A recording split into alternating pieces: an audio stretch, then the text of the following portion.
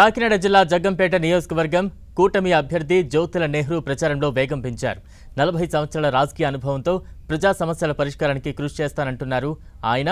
విద్య, వైద్యం, ఉపాధి, రైతుల సంక్షేమమే నా ధ్యేయమంటున్న జ్యోతుల నెహ్రూతో మా ప్రతినిధి Satish face to face. Andhra Pradesh రాష్ట్రంలో సర్వత్ర ఎన్నికల ప్రచారానికి కేవలం 10 రోజులు మాత్రమే మిగిలింది.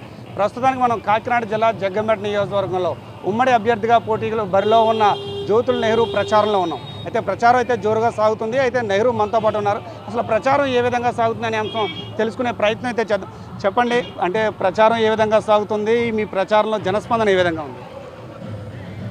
మీకు ఎదురుగుండా కనపడుతుంది జనస్పందన ఏ రకంగా ఉన్నదన్నది. ఇక రెండోది, ప్రచారం చాలా సాఫీగా ఒక ఆహ్లాదకరమైనటువంటి వాతావరణంలో ఎక్కడా కూడా ఏ ప్రాంతానికి వెళ్ళినా మనస్ఫూర్తిగా మనసెట్టి ఆహ్వానిస్తున్నటువంటి పరిస్థితులు ఉన్నాయి.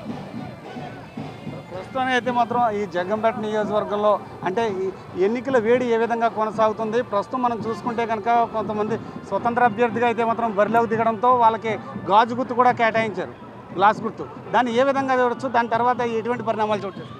మీకు తెలియదేమో, ఎలక్షన్ కమిషన్ ఆఫ్ ఇండియా గాజు గుర్తుని క్యాన్సిల్ చేసింది. జగ్గంపేటలోని వాళ్ళకి గాజుల గుర్తు ఏదో ఇచ్చింది. సంక్షేమం సామాన్యుడికి అందుబాటులో రావాలనుకున్నా, పెరిగినటువంటి ధనవరణలకు అనుగుణంగా ఉండాలనుకున్నా ఒక ప్రణాళికాబద్ధమైనటువంటి విధానంతో ఆలోచన చేసి ఇచ్చింది తెలుగుదేశం పార్టీ, జనసేన, బీజేపీ. జగ్గంపేట నియోజకవర్గంలో గెలిచిన వెంటనే ప్రధానంగా ఏం చేయబోతున్నారు? మొదట చేసే పని? నేను 4 అంశాలను జగ్గంపేట నియోజకవర్గంలో ప్రామాణికంగా పెట్టుకున్నాను. ఒకటి, విద్య సామాన్యుడికి అందుబాటులోకి తేవాలి. వైద్యం సామాన్యుడికి మరింత అందుబాటులోకి తేవాలి.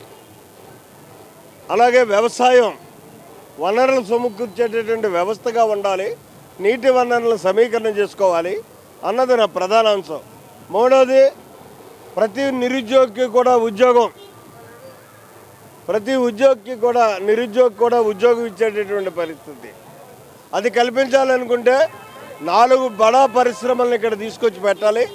పెట్టి ప్రతి ఉద్యోగికి కూడా ఇక్కడ ఉద్యోగం, నిరుద్యోగి కూడా ఉద్యోగం ఇప్పిస్తాను. అది మా ఆలోచన, మా విధానం. ఇది పరిస్థితి. ప్రస్తుతానికైతే మాత్రం విద్య, వైద్యం, వ్యవసాయం, ఉపాధి ఈ 4 అంశాలు ప్రధాన ఎజెండాగా అయితే మాత్రం నేను పనిచేస్తానని చెప్పి జ్యోతుల నెహ్రూ కూడా చెప్తున్నారు. ఇది ఇక్కడ పరిస్థితి. కెమెరా పర్సన్ చైతన్యతో సతీష్, 10 టీవీ, జగ్గంపేట నియోజకవర్గం.